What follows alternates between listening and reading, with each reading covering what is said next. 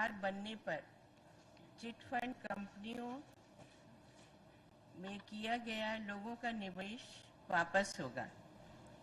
कुछ दिन पहले मुख्यमंत्री जी ने भी चिट फंड कंपनियों से में लोगों को लगाए हुए उनके पैसा वापस करने का दावा किया था। हालांकि वापस की गई राशि ऊंट के मुंह में जीरा जैसी है।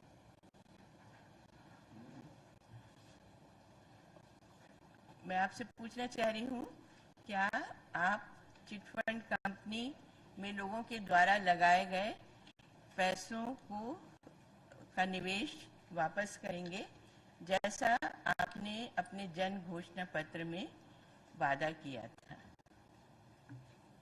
सम्माननीय अध्यक्ष महोदय, आदरणीय सदस्य का प्रश्न कुछ अलग है और जानकारी कुछ अलग। घोषणा पत्र में जो हम लोगों ने वायदे किए थे उसके अनुसार प्रक्रिया चालू है और उस प्रक्रिया के तहत राशि वापस भी की जा रही है, राजसात भी कर रहे हैं, कोर्ट में पेश भी किए हैं।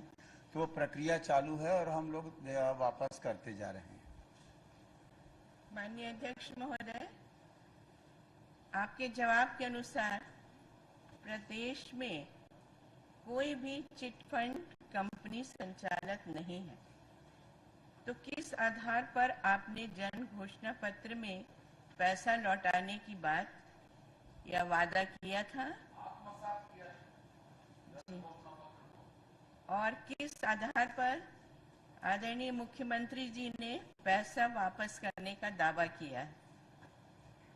क्या यह मात्र एक पब्लिसिटी स्टंट तो नहीं है जो छत्तीसगढ़ की जनता के साथ छलावा या उन्हें दिग्भ्रमित किया जा रहा है?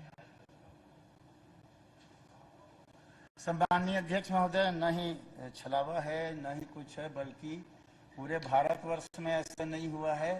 हम लोग छत्तीसगढ़ में इसको संज्ञान में लेकर के छत्तीसगढ़ के एजेंट, छत्तीसगढ़ की जनता की राशि वापस हो उसको कर रहे हैं। रही सवाल घोषणा पत्र में एक शब्द चलता है chit fund company, chit fund company, chit fund company पैसा लगा रहे हैं, वो शब्द एक है, लेकिन कानूनन जो है जो चिट फंड कंपनी है उसका आपने जो प्रश्न किया है वो अलग प्रश्न है। आपने ये कहा है कि वर्ष 18 से छत्तीसगढ़ प्रदेश में निवेशक के रूप में कितनी चिट फंड कंपनियां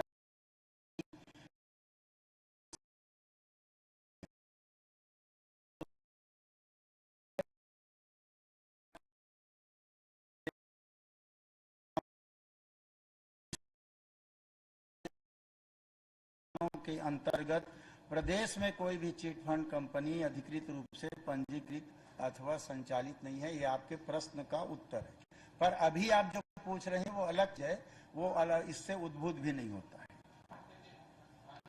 अंतिम प्रश्न अध्यक्ष महोदय,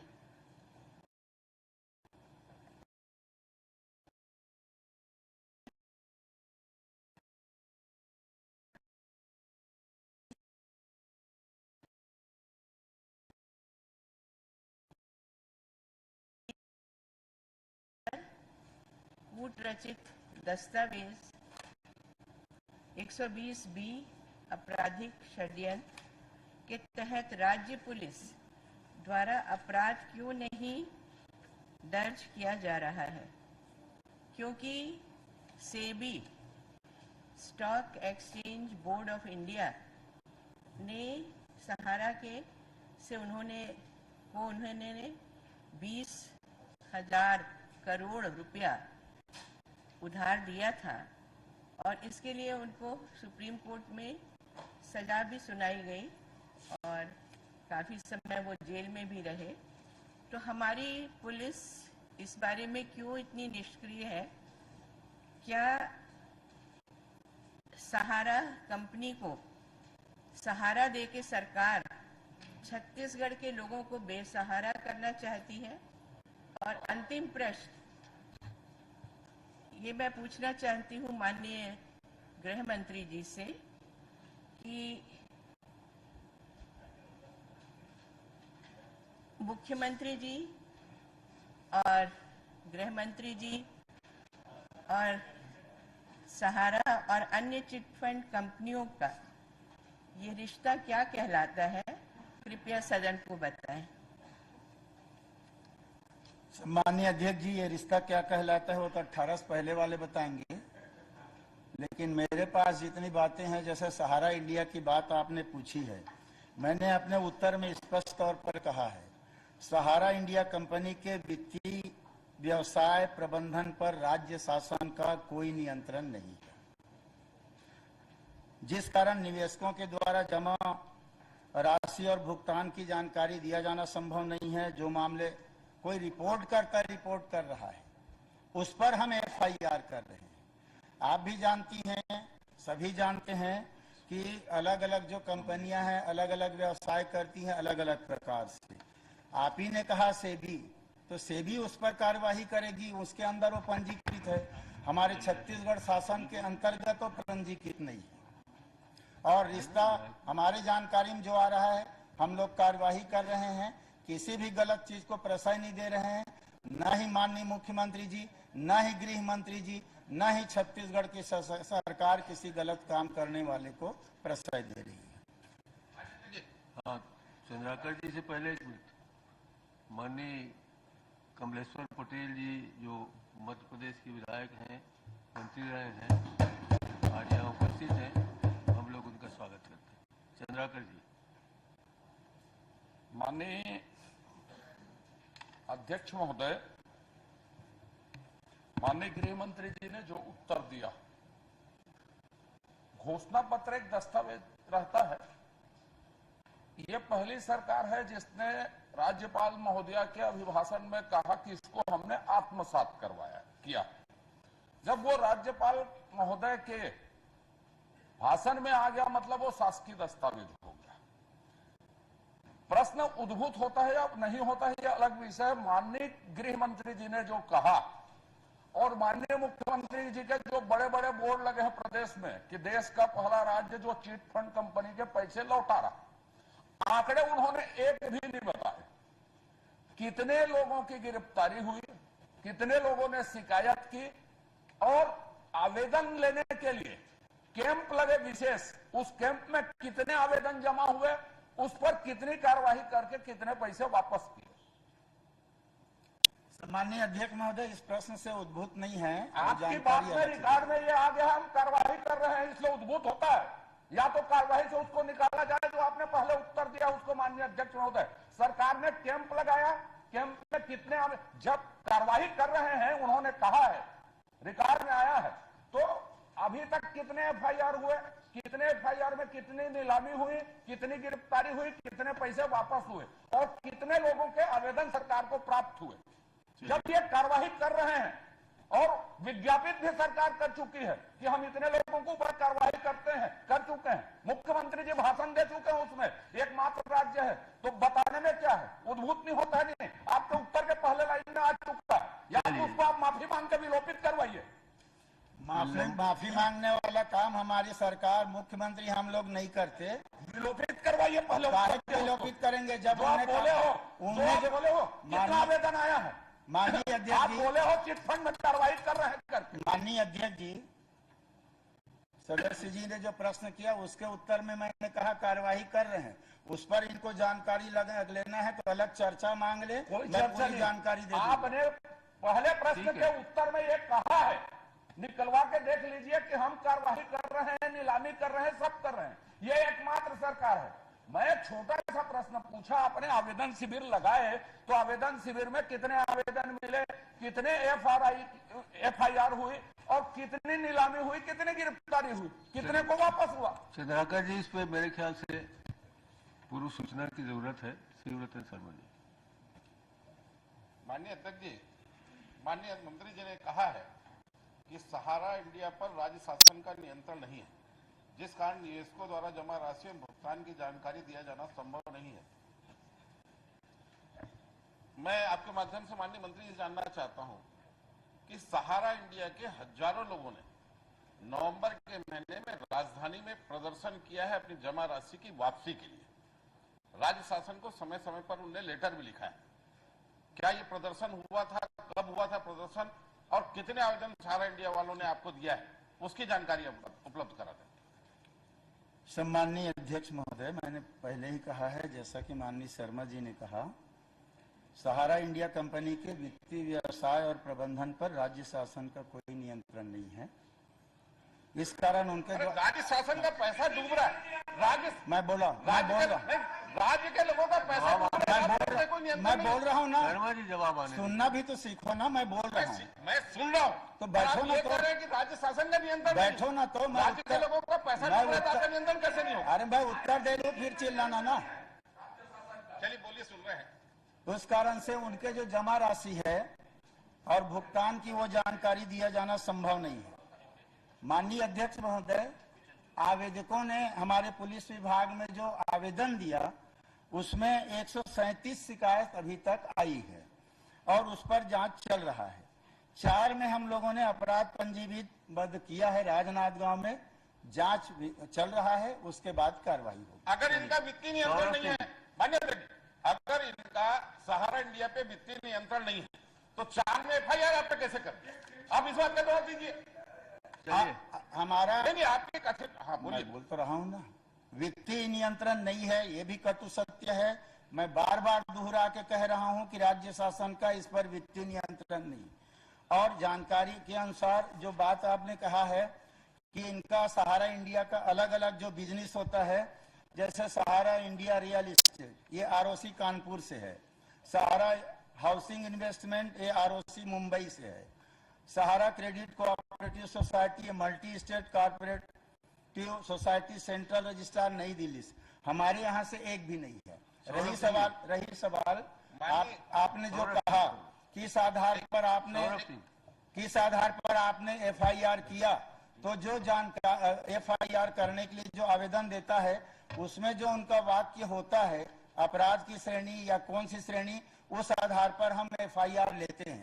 फिर जांच प्रक्रिया में उसमें और जुड़ना नहीं जुड़ना, फिर अधिकार किसको है, सेबी को है तो सेबी को भेजेंगे, जो होगा आगे कार्रवाई होगी। अच्छा, बाकी जो आवेदन है उस पर कब तक कार्रवाई कर देंगे? चलिए ना छोड़। 127 आवेदन आए हैं, 4 पे FIR हुए हैं। 137 4 पे आपने कार्रवाई है, 133 पेंडिंग है। इस पे कब तक कर देंगे कार्रवाई? जांच चल रहा है, जांच होगा। चलिए सौरभ सिंह। माननीय अध्यक्ष महोदय, माननीय मुख्यमंत्री जी ने ऐसी जो पॉन्जी कंपनी होती है, इनको पॉन्जी कंपनी के नाम से जाना जाता है, इन कंपनियों के ऊपर राजनांदगांव की कुछ कंपनियों के जमीनों को नीलाम कर कार्रवाई की है। सबको विदित है कि सहारा इंडिया की 500 एकड़ जमीन है रायपुर में। क्या उस जमीन का नीलामी करके प्रदेश की जनता को वो पैसा दिवाने का प्रक्रिया करेंगे? नियमानुसार ही किया जाएगा, हमारे अधिकार में है उसको हम करेंगे, नहीं है तो जिसके अधिकार में है भेजेंगे। जब राजनांदगांव में हो रहा है तो रायपुर में क्यों नहीं? राजनांदगांव में हो रहा है तो रायपुर में क्यों नहीं? डॉक्टर रमन सिंह। जब राजनांदगांव में हो रहा है तो रायपुर में क्यों नहीं? कहाँ हो रहा है राजनांदगांव में? आपने मुख्यमंत्री जी ने कहा है क्या हो रहा है? कंपनी की हम जमीन की नीलामी जो हमारे अंडर में उसी कर रहे हैं, पैसा दे रहे हैं, जो राज्य शासन के अंडर में जो उसका राज्य कर रहे सरकार हैं। के अंडर में नहीं है, चलिए। जो राज्य सरकार के अंडर में नहीं है। सौरभ सिंह जी। का कोई पैसा खा जाए, हाँ, chit fund company chit fund company खा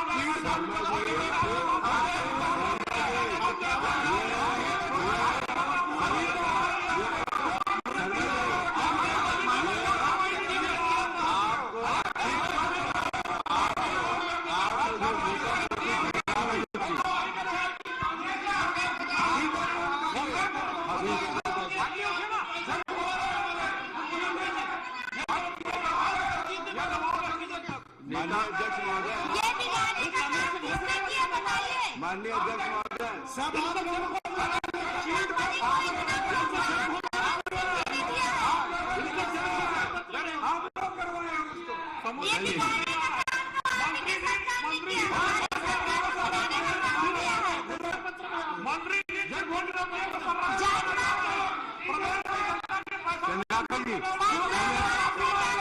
आप लोग नेता प्रतिपक्ष बोल रहे हैं।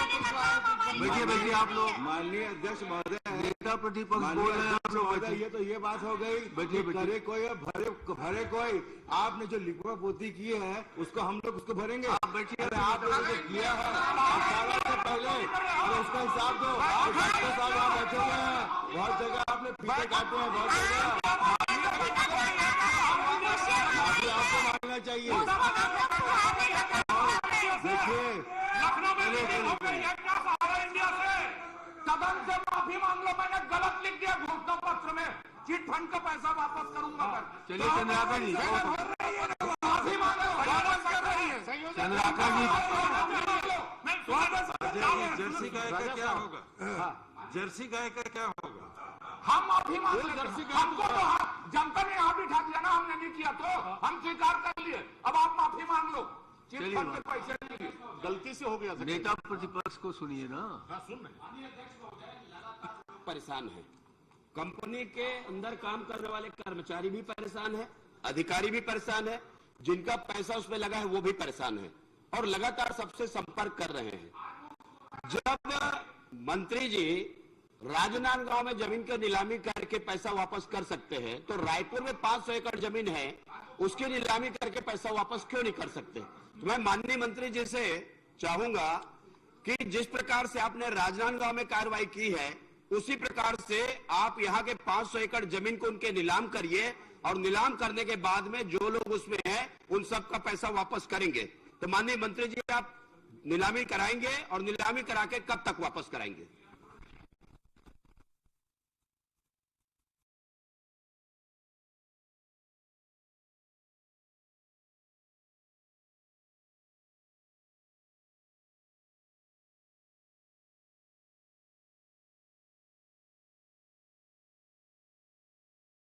प्रक्रिया के तहत किया गया है। इसमें अभी FIR हुआ है, जांच चल रही है, जांच के बाद कोर्ट में जाएगा, कलेक्ट्रेट में जाएगा, वो अनुमोदित होगा। उसके बाद ही मैंने पहले कहा कि माननीय अध्यक्ष महोदय, जिस प्रकार से मंत्री जी बता रहे हैं कि यहाँ जाएगा वहां जाएगा, हम लोगों ने देखा है ऐसे कई प्रकरण हैं कि एक दिन में 10 टेबल में चला जाता है फाइल और 10 टेबल में जाने के बाद 10 लोगों का हस्ताक्षर हो जाता है।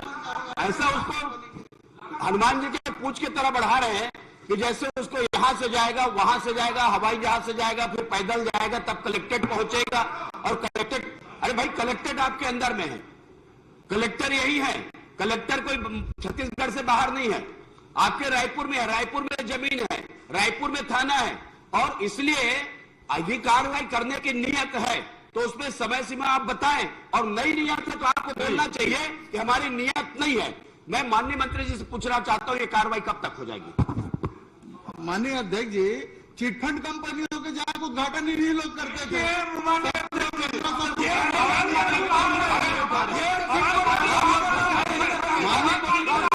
मंत्री लोग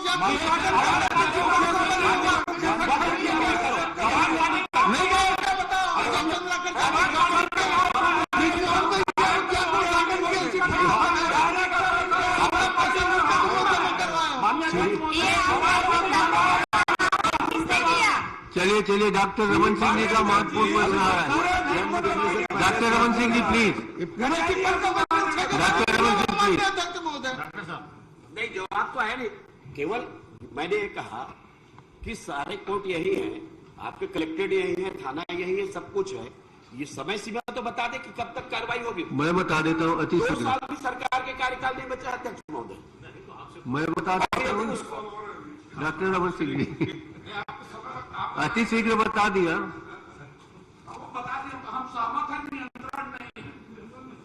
डॉक्टर रमन सिंह जी। माननीय अध्यक्ष महोदय, मेरा प्रश्न अध्यक्ष महोदय उपार्जन केंद्र से धान के उठाव से संबंधित है और मैंने एक रिपोर्ट मांगी है कि किस किस महीने में कितना धान राइस मिलों को दिया गया, कितना संग्रहण केंद्र में परिवहन को भंडारण हेतु दिया गया। इसके पीछे प्रश्न करने का कारण अध्यक्ष महोदय कि 2020-21 का प्रश्न अब 21-22 में आ गए।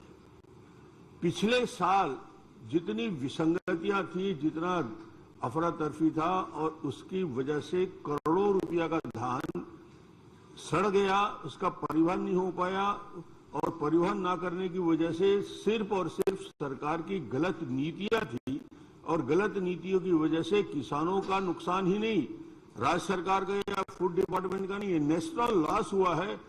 लाखों क्विंटल धान सड़ गया और उसका परिवहन नहीं हो पाया, अभी तक संग्रहण केंद्र से उठकर नहीं जा पाया। मूल विषय इसमें यही है कि पिछले साल की गलतियों को इस साल भी दोहराने का काम चल रहा है। मेरा छोटे छोटे 2-3 प्रश्न है अध्यक्ष महोदय। इसमें सबसे महत्वपूर्ण धान खरीदी नीति 2020-21 से संदर्भित ही प्रश्न है। धान खरीदी नीति 2020-21 के कंडिका 2.7 और 2.8 का उल्लेख करते हुए क्या उपार्जन की नीति और परिवहन की नीति थी, बस इस पे बता दें। माननीय मंत्री जी।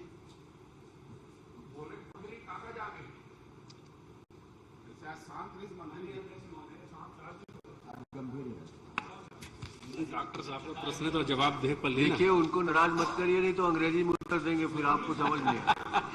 संस्कृत में भी देंगे बोल रहे हैं। नहीं, अंग्रेजी में दे देंगे आप।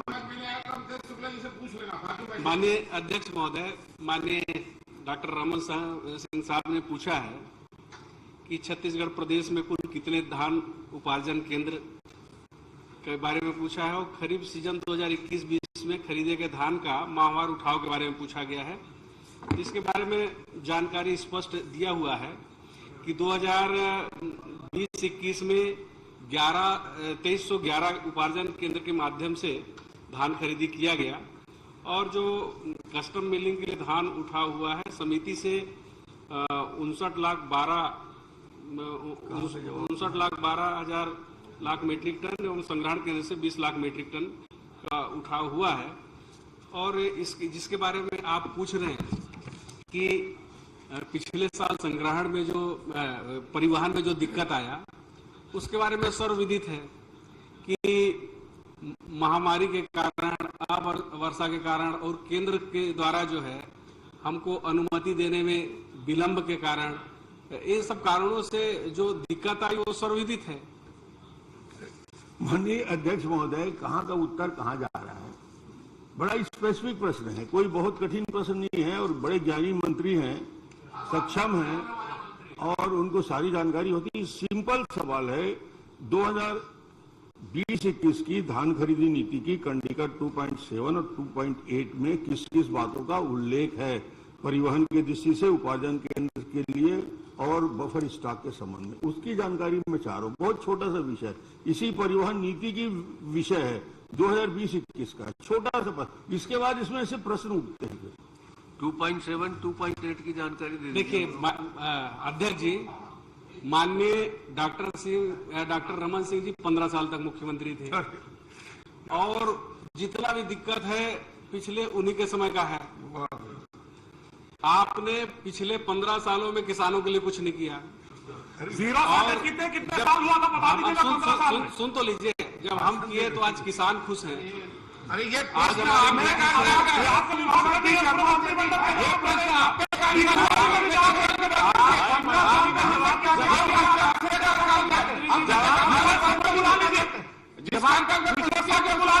सुन तो लीजिए आप, वो बीमारी को वहीं पर रखिए, सुनिए पहले।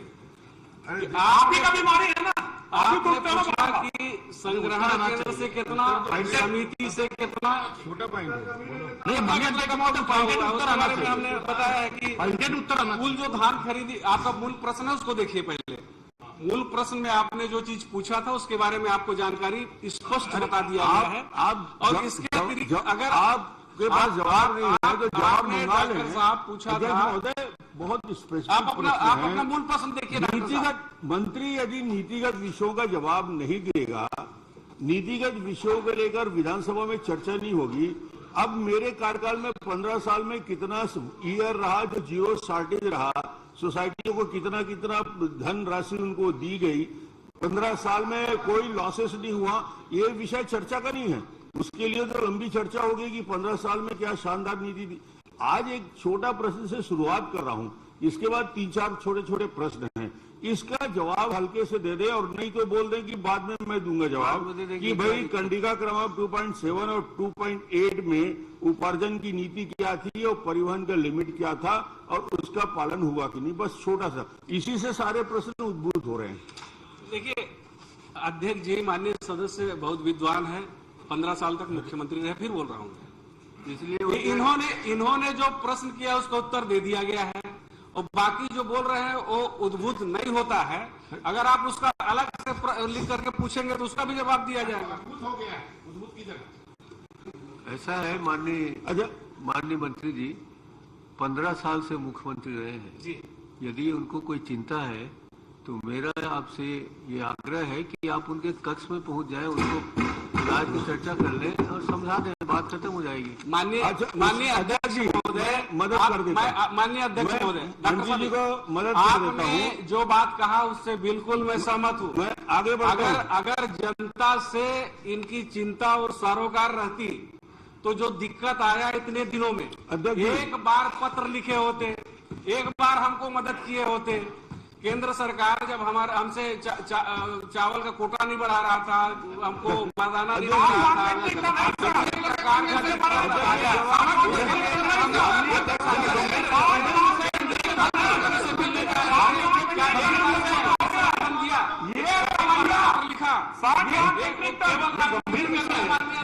माननीय अध्यक्ष महोदय, माननीय मंत्री जी इतने विद्वान हैं, कुछ पूछना तो पूछेंगे जी। माननीय मंत्री जी इतने विद्वान हैं कि कल दूसरे मंत्री के प्रश्न में तो पूरे जवाब दे रहे थे, लेकिन आज जब प्रश्न की बारी आई ना तो घिघी बन गई। 15 साल कहाँ से आ गया? 15 साल कहाँ से आ गया? हमारे मंत्री अच्छा जवाब दे रहे हैं।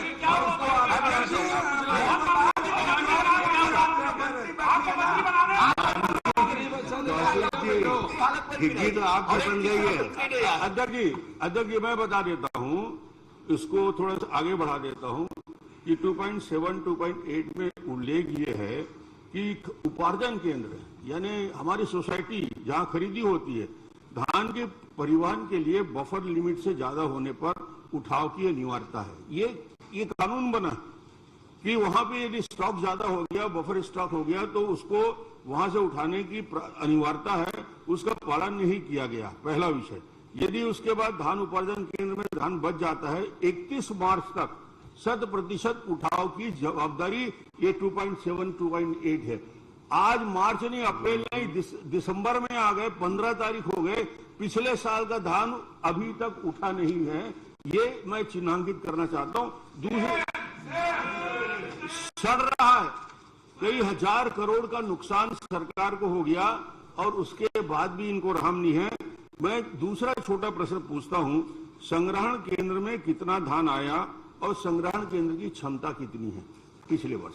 बस छोटे छोटे प्रश्न है मेरे, 3-4 बहुत छोटे से। संग्रहण केंद्र के स्टेट में क्षमता कितनी है और कितने धान का आवक हुआ? प्रदेश का। आप मंत्री हो तो प्रदेश का दोगे ना।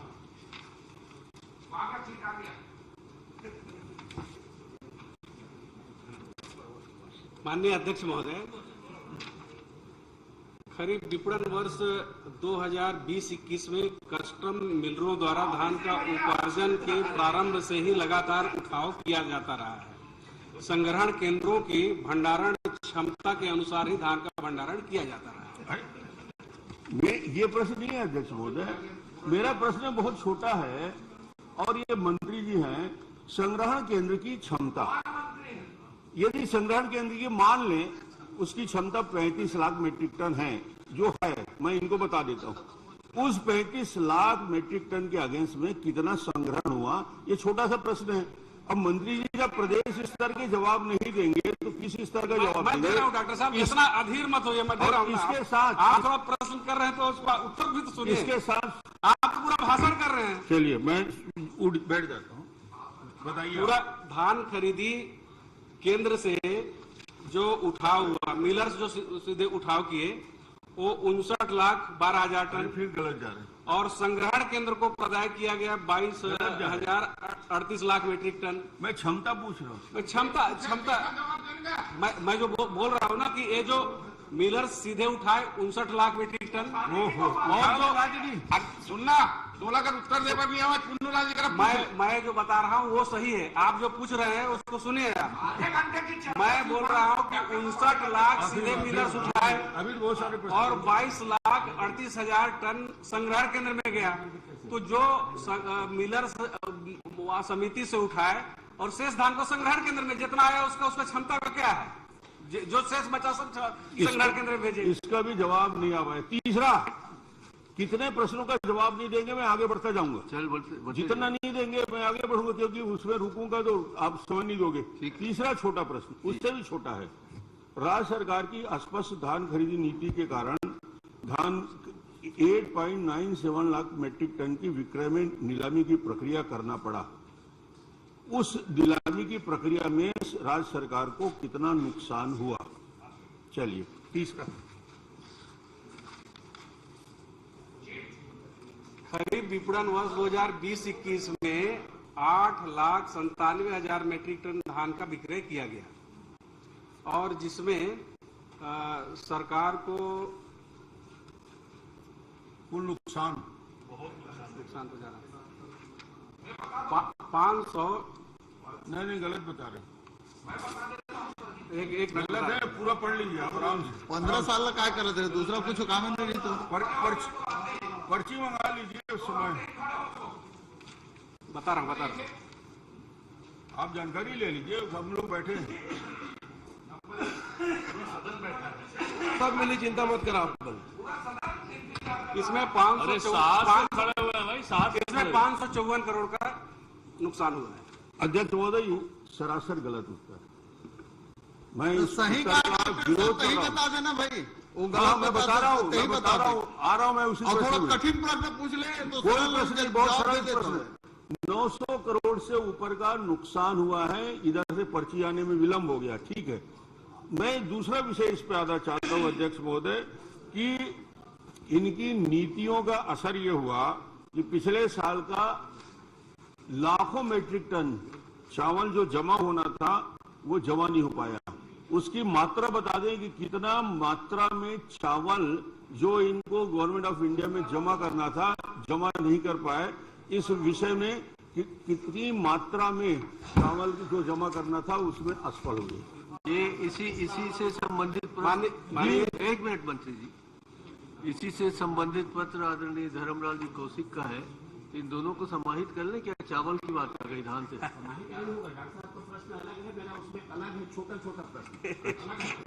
तो आप समाहित कैसे हो?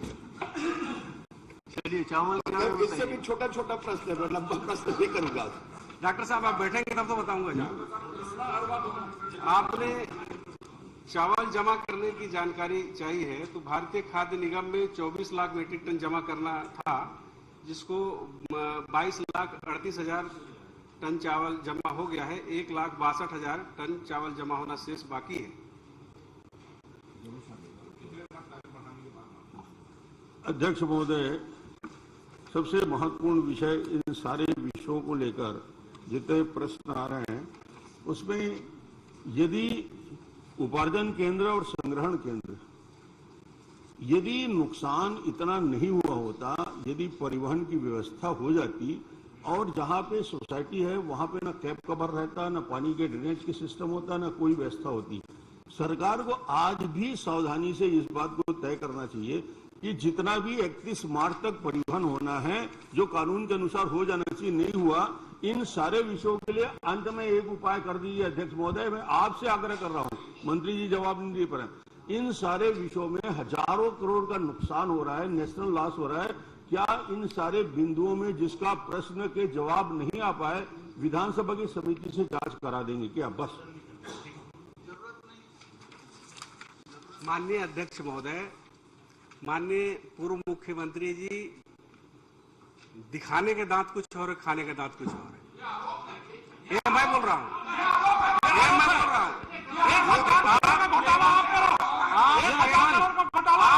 इस प्रकार का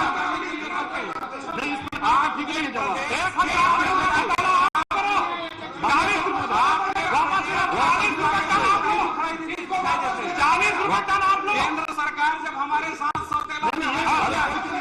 सदन की कमेटी बनवा दीजिए, जांच करवाइए। सरकार कभी भी हुआ है।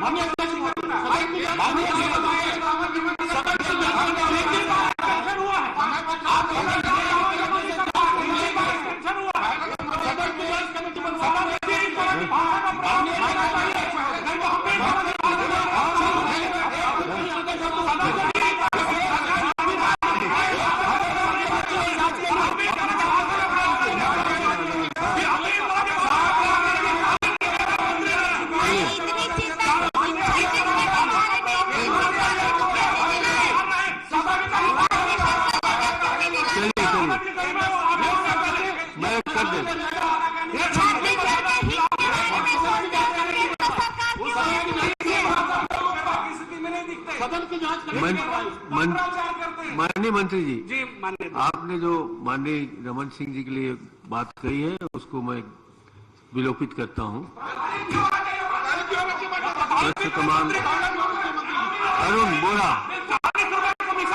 अरुण बोरा, प्रेस क्रमांक 3।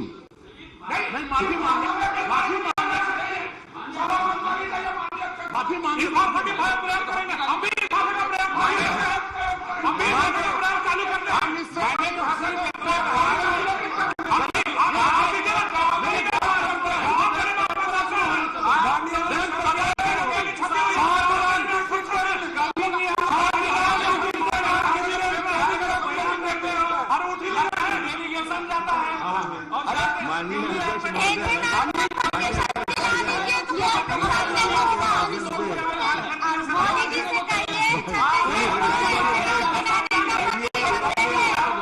माननीय अध्यक्ष महोदय, सच्चाई को भी स्वीकार करना चाहिए। बोरा जी, ने गलत नहीं कहा। बोरा जी, आप अपने जी माननीय अध्यक्ष महोदय, मैं माननीय मंत्री जी से जानना चाहता हूँ, मैं भी खास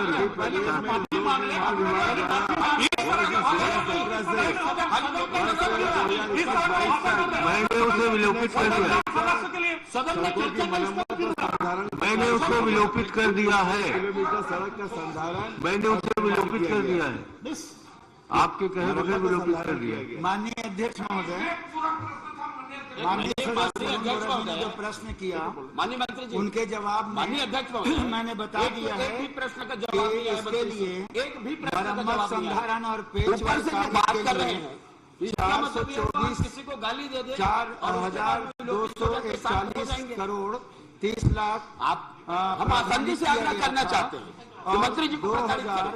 584 लाख अपने आपको सीनियर उसमें खर्च किया माननीय गया। मंत्री जी को खाली विलोपित करना पर्याप्त नहीं। मंत्री जी को अपनी भाषा के आपने अगर एक पत्र लिखा होगा, मैं माफी मांगने के लिए अध्यक्ष, अगर आप भारत सरकार में चिट्ठी लिखे होंगे,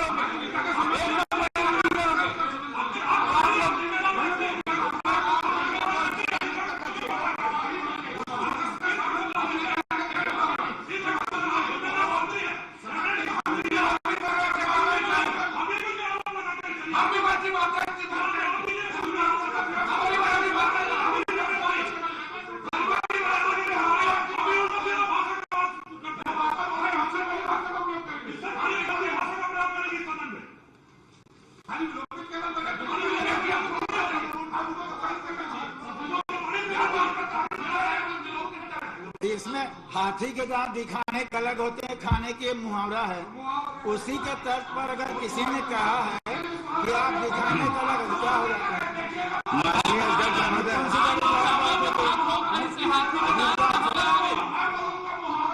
चंद्राकर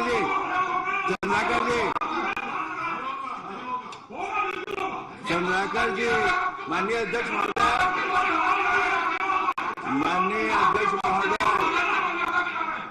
माननीय अध्यक्ष महोदय,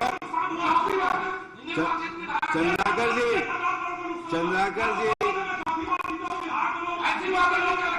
उसके लिए केंद्र सरकार जिम्मेदार है। हमारा छत्तीसगढ़ का चावल नहीं ले रहा है। इसके लिए जिम्मेदार कौन है? केंद्र सरकार में आप सरकार को लिखे हो क्या? आप अगर केंद्र सरकार माननीय अध्यक्ष महोदय,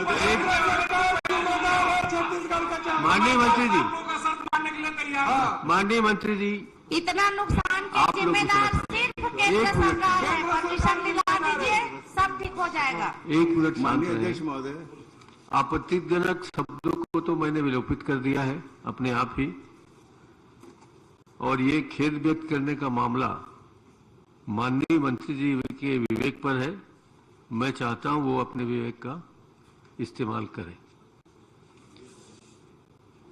और आप लोग जो माननीय अध्यक्ष महोदय, मैंने तो केवल इतना ही कहा था कि आप लोग जितना बात करते हैं, कभी कभी किसानों के पक्ष में बयान भी दे दिया करें, चिट्ठी भी दे दिया करें। केवल दिखावा के लिए अगर आप लोग करते हैं, मेरा कहने का संदर्भ यही था। और अगर मेरी बात से पीड़ा हुई है तो मैं उसके लिए मैं खेद व्यक्त कर दीजिए। आप बोल दिए तो हो गया, खेद व्यक्त करते हैं। चलिए ठीक है, आप बोलना है ना, अध्यक्ष के आदेश में अगर बोल दीजिए। विधानसभा की प्रक्रिया तथा कार्य संचालन संबंधी नियमावली के 250 के उपनियम 1 के तहत निम्नलिखित सदस्य अपने स्थान को छोड़कर गर्भगृह में प्रवेश करने के कारण सभा की कार्यवाही से स्वमेव निलंबित हो गए हैं।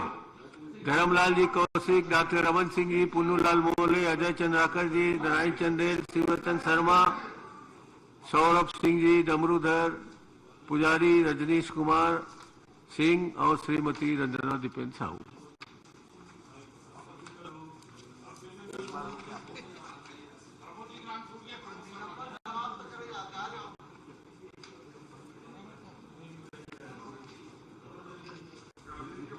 माननीय अध्यक्ष जी, एक थोड़ा व्यवस्थक प्रश्न ये है कि इन लोगों को मना करिए। गांधी जी के पास रोज जाते हैं, गांधी जी परेशान हो गए हैं। ठीक है, अब फिर वहीं जा रहे हैं, आप प्रतिबंध लगाइए उनको। चलिए बोरा जी, आप माननीय बोरा जी आप ये बता दो। मैं हिम्मत नहीं हार रहा हूँ। नहीं, मैं ये पूछ रहा हूँ। हाँ जी, मैं पूछ रहा हूँ। मंत्री जी, गांधी जी केवल आपके थोड़े, गांधी जी तो सबके। आपके घर से माननीय गृह मंत्री जी की घर की दूरी कितनी है? वॉक डिस्टेंस है, बिल्कुल है, बिल्कुल लगा वही है। तो फिर आप लोग आके प्रश्न उत्तर वही कर लिया करो, यहाँ क्यों समझ ले रहे हो? तो चलिए मंत्री जी जवाब फिर दीजिए। भी एक औपचारिकता मैं पूछ लेता हूँ माननीय मंत्री जी से। मैं माननीय सदस्यों का निलंबन समाप्त करता हूं, कृपया कार्यवाही में भाग लें। माननीय मंत्री जी, मैं माननीय अध्यक्ष महोदय के माध्यम से आपसे जानना चाहता हूं कि प्रदेश में लोक निर्माण विभाग द्वारा जी माननीय अध्यक्ष महोदय, हम आज के प्रश्नावली में अमरजीत भगत माननीय मंत्री जी के जितने प्रश्न हैं उसमें किसी भी प्रश्न में हम प्रश्न नहीं करेंगे। अब मैं खेद में विचारा कर दिया है, मैंने भी उसको विलोपित कर दिया था। अब आगे प्रश्न चल रहा है, वो उसको छोड़िए। चलिए माननीय गृह मंत्री जी, अध्यक्ष, गृह मंत्री का उत्तर सुनिए। आप भी उनको बेचारा कह रहे हैं। संसदीय कार्य मंत्री बैठे हैं, सबसे सीनियर सदस्य मौन बैठे हैं इतनी बड़ी घटना पे। प्रदेश के पूर्व मुख्यमंत्री के लिए उन शब्दों का उपयोग हुआ और आपकी शांति। अब 2 मिनट आप बैठ जाइए, फिर मैं बोलूं। किस बात को इंगित करती है? थोड़ा बैठ जाइए, थोड़ा मैं एक मिनट। अजय जी, माननीय अजय जी, आज के किसी भी प्रश्न में हम भाग नहीं लेंगे। अजय जी, माननीय अध्यक्ष जी, डॉक्टर रमन सिंह जी इस प्रदेश के 3 बार मुख्यमंत्री रहे हैं। व्यक्तिगत जीवन में हम सब लोग उनका बहुत सम्मान करते हैं, आपसे भी ज्यादा। लेकिन डॉक्टर साहब प्रश्न कर रहे थे तो माननीय अजय जी, आप ये उम्मीद क्यों करते हैं कि उत्तर आपके अनुसार आएगा? आदरणीय अमरजीत भगत जी से डॉक्टर साहब ने पूछा कि घाटा कितना हुआ, और वो आंकड़ों का खेल है। उनने जो बताया वो उनकी जानकारी जिधर से आया उधर उसके अनुसार बताया। डॉक्टर साहब को जो जानकारी थी डॉक्टर साहब ने बताया। बात तो घुमाइए मत, आप बात को घुमाइए मत। अब आप सुन तो लीजिए। आप बात तो घुमा रहे, विषय क्या था उस विषय पे बोलिए ना। आंकड़ों की बात नहीं, भाई संसदीय आंकड़ा बता रहे थे ना। आपत्ति उस शब्द पे। मैंने पहले लाइन में कहा डॉक्टर साहब का आपसे ज्यादा हम सम्मान करते हैं। आपको हम उनके किसी भी प्रश्न में भाग नहीं लेंगे। माननीय चंद्राकर जी, ये तो कि आपकी उपस्थिति में माननीय चंद्राकर जी, मर्यादाएं तार हुई। माननीय चंद्राकर जी, अध्यक्ष जी, 1 मिनट, इन्होंने कोई नया शब्द का उपयोग किया है, मैं जानना चाहता हूँ। उनने मिश्री भैया कहा है, इसका क्या अर्थ होता है? नहीं तो होता आपने मिश्री भैया कहा है। नहीं, असंसदीय नहीं। नहीं, मिश्री तो गला को साफ करता है। नहीं, किसको कहा आपने? जिसमें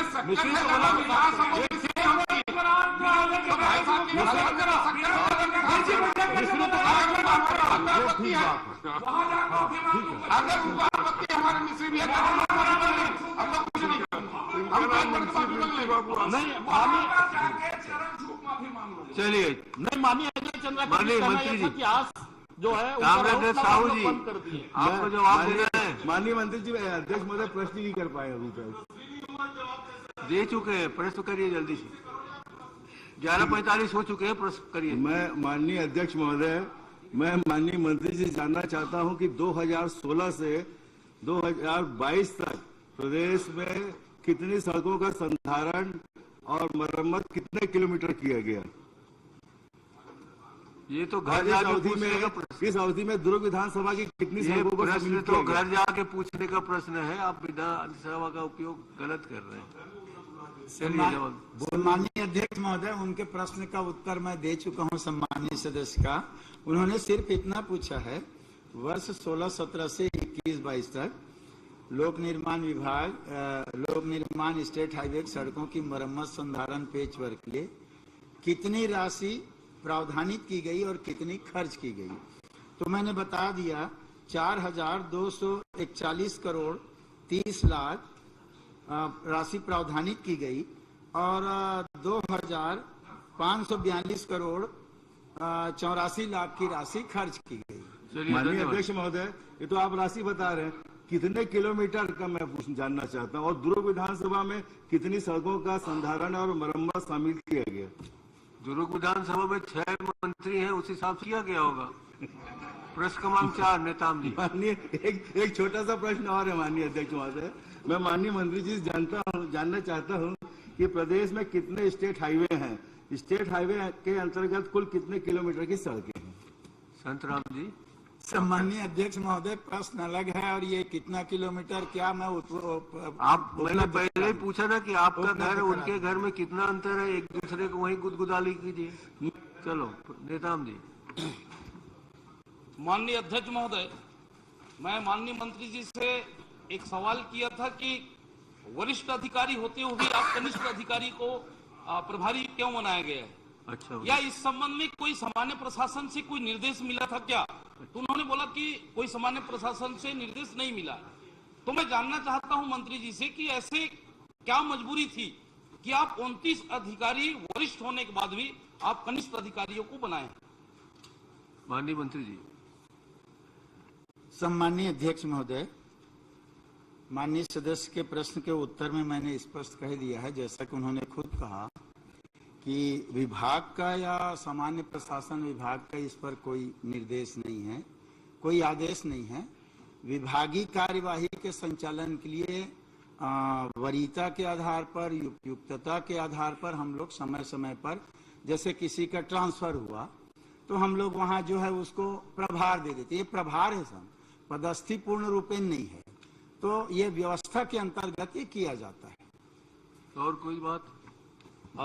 माननीय अध्यक्ष महोदय, मैं माननीय मंत्री जी से जानना चाहता हूं कि लोक निर्माण के 78 अधिकारियों के विरुद्ध में विभागीय जांच लंबित है। उक्त 78 अधिकारियों का किस वर्ष से जांच लंबित है, यदि लंबित है तो क्यों लंबित है और क्या कारण है। अगर जानबूझकर कोई जांचकर्ता अगर लंबित बता रहा है तो उसके ऊपर क्या कार्रवाई करेंगे आप। सम्माननीय अध्यक्ष महोदय, जांच दूसरे विभागों में होता है, हमारे विभाग से भी होता है, एसीबी ईओडब्ल्यू में, तो उसका कारण तो मैं नहीं बता पाऊंगा क्योंकि वो विभाग में रहेगा। लेकिन जांच में लंबित रहते हुए भी जब तक निराकरण न हो जाए तब तक कि उसको प्रभार देने में कोई बात नहीं होती अध्यक्ष जी, उसको दिया जा सकता है। अध्यक्ष महोदय, मैं जितना भी ये 78 लोगों का आपके पास रखा हूं, वो सारे विभागीय जांच आज भी लंबित है। अगर कितने पुराने वर्ष में आपको वर्ष पूछा हूं और कब तक, अगर वो क्यों कारण है, अगर जानबूझकर कोई जांच अधिकारी ने अगर वो उसको किया है तो इसको तो आपको स्पष्ट उत्तर आ जाना चाहिए अध्यक्ष महोदय। मेरा सवाल लगाने का मतलब ये है कि ऐसे कितने भी लंबित है और उनको भी प्रभार दे रहे हो आप, ये मैं जानना चाहता हूँ कितने वर्ष से। 1 साल 2 साल 3 साल चल सकता है अध्यक्ष महोदय, पर वर्षों से अगर लंबित है तो इसका क्या कारण है और उसके ऊपर क्या कार्रवाई करेंगे आप, ये मैं पूछ लेता हूँ। कब से लंबित है ये सन तो मैं अभी उपलब्ध नहीं है अध्यक्ष जी, बता नहीं पाऊंगा। लेकिन जो है प्रकरण में है, कार्यवाही प्रचलन में है। कार्यवाही होने के बाद पूरा डिटेल जैसा मांगे हैं, तारीख कब से है तो बता दिया जाएगा। पर अलग अलग है, जो 2 ACB EOW में जो है वो 78 नहीं है, मात्र 41 लोग हैं और बाकी विभागीय जांच है। अध्यक्ष महोदय, मेरा अंतिम प्रश्न है, उसके बाद मैं प्रश्न नहीं कर पाऊंगा। विभाग के 60 अधिकारी अध्यक्ष महोदय, जो EOW तथा ACB में ये जो जांच चल रही है अध्यक्ष महोदय, तो मैं पूछना चाहता हूं मंत्री जी से कि कितने अधिकारियों के खिलाफ में न्यायालय में चालान पेश हो चुका है, ये मैं जानना चाहता हूं। न्यायालय में चलान वाली जानकारी के प्रश्न में नहीं था अध्यक्ष जी, ये चल रही है, उसकी जानकारी उन्होंने पूछा था, वो मैंने दी। चंद्रा जी। माननीय अध्यक्ष महोदय, माननीय मंत्री जी ने कहा कि वरिष्ठ के रहते हुए कनिष्ठ को प्रभार दिया गया है। प्रभार, मैं माननीय मंत्री जी से जानना चाहता हूं, अगर वरिष्ठ अधिकारी हैं तो जहां जहां भी जिस पद में भी अगर कनिष्ठ को प्रभार दिया गया है, क्या आप उनको हटा करके जो वरिष्ठ हैं उनको प्रभारी बनाएंगे?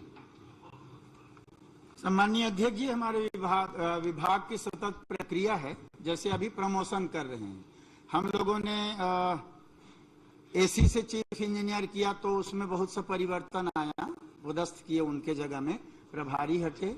फिर E से हमने AC में प्रमोशन किया तो फिर वो जो प्रभार हटे और उनके जगह पोस्टिंग होती गई। अभी हम लोग प्रमोशन कर रहे हैं असिस्टेंट इंजीनियर AE से E का, उसका भी ऑर्डर होने वाला है, तो स्वयं वो पदस्थी होती जाएगी और हटते जाएंगे। चलिए, धन्यवाद। माननीय अध्यक्ष महोदय, जितने दिन आदरणीय धर्मलाल जी कौशिक, क्या आप वरिष्ठ को प्रभारी? माननीय धर्मलाल जी कौशिक, आपका प्रश्न क्रमांक 5।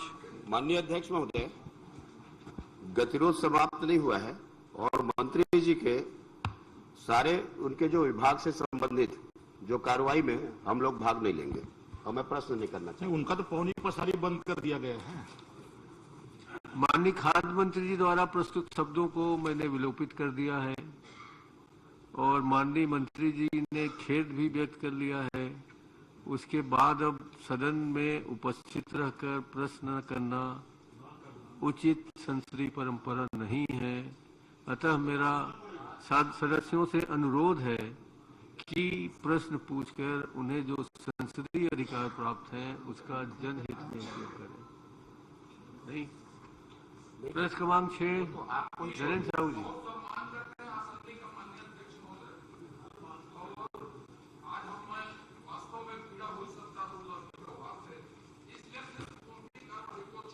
मैं प्रश्न क्रमांक 6। माननीय अध्यक्ष महोदय, मैंने चंपारण स्थित ट्रस्टों की चल अचल संपत्तियों की जानकारी मांगी थी, तो माननीय मंत्री जी ने अचल संपत्ति की जानकारी तो दिया है, लेकिन चल संपत्ति की जानकारी।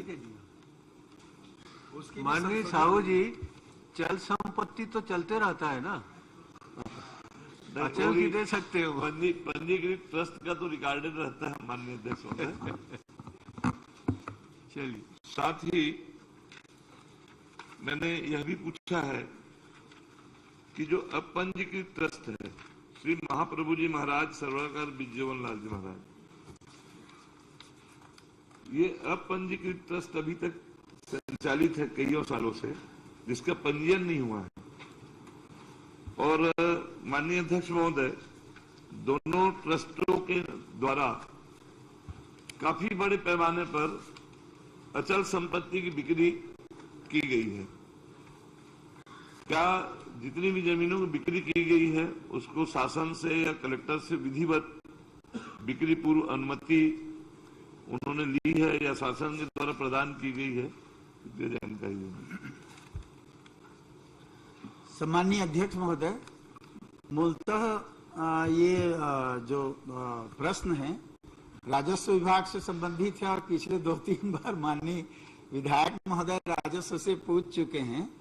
अभी जानकारी लेकर के जो चल अचल संपत्ति की बात है, मैं माननीय विधायक जी से कहना चाहूंगा कि निश्चित तौर पर जो बिंदु है जहां गलतियां हुई हैं, ऐसा आपको लगता है, उचित नहीं है ऐसा लगता है, तो प्रश्न मुझको दे दें, मैं कलेक्टर एसडीएम जिनसे भी होगा मैं तत्काल उसकी जानकारी आपके समक्ष करवा दूंगा। माननीय अध्यक्ष महोदय, मेरा माननीय मंत्री जी जांच का आश्वासन दे रहे हैं, उनको धन्यवाद देता हूं, लेकिन मैं इसमें उल्लेख करना चाहूंगा कि सुप्रीम कोर्ट के आदेश के मुताबिक किसी भी ट्रस्ट की मंदिर की जमीन किसी भी परिस्थिति में बेचने का उनको अनुमति नहीं है, जबकि ये 2008, 2011, 12 तक लगातार अभी तक बिक्री चालू है इसका।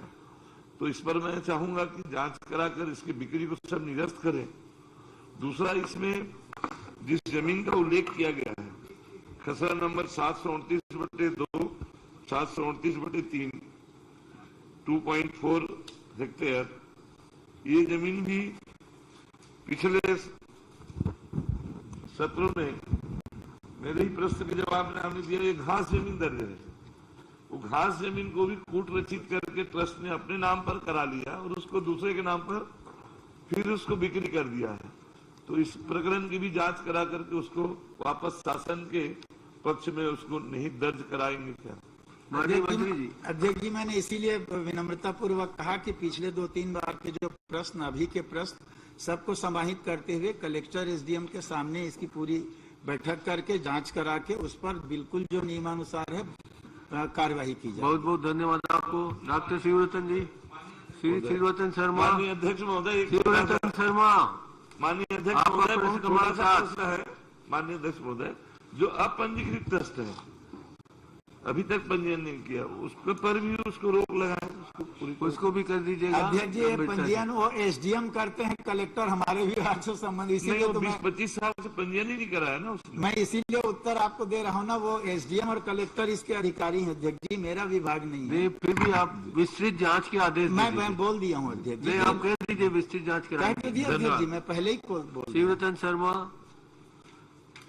रंजना दीपेंद्र साहू,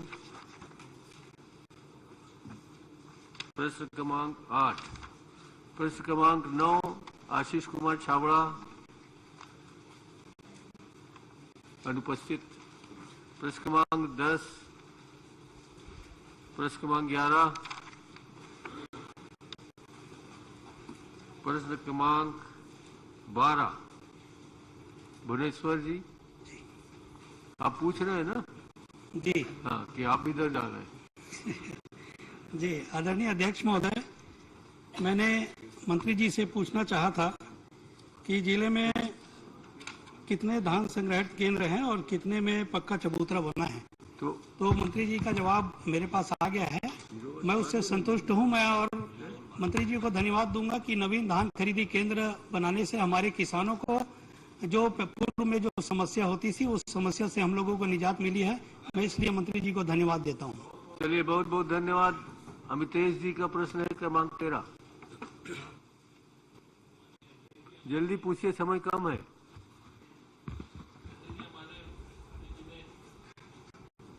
इस विषय में बोला है कि जो जवाब दिया है उसमें उन्होंने बताया है कि जो प्रश्न क्रमांक 13 का ख जो है कंडिका क के तहत कौन कौन से कार्य कितने करके पूर्ण कराए गए। इसमें मैं सिर्फ इतना पूछना चाहता हूं कि जो जानकारी दी गई है उसमें जल आवर्धन योजना में एक जानकारी थोड़ी दी नहीं गई है। उसमें एक करोड़ों का काम हुआ था जल प्रदाय आवर्धन में, जो 11 करोड़ का काम था, उसकी बात की जानकारी दी नहीं है। तो उसकी जो बहुत घपला और भ्रष्टाचार हुआ है उसमें, और एक टैंक बना था स्टेडियम में वार्ड 15 में, उसका बहुत घपला हुआ है। तो क्या कोई एक समिति आप बना के उसकी जांच करा देंगे क्या? जल्दी से हाँ कह दीजिए, प्रश्न खत्म हो रहा है। पुरस्कार 2013-14 का है, उसको काम जो है पीएचई विभाग ने कराया था और वो काम पूर्ण हो चुका है। माननीय सदस्य की जो चिंता है, जो है माननीय सदस्य की जो चिंता है, उनको कुछ कहना है तो मेरे को बता देंगे, मैं उसको दिखवा लूंगा। जी, इनको कान में कुछ कह दीजिएगा।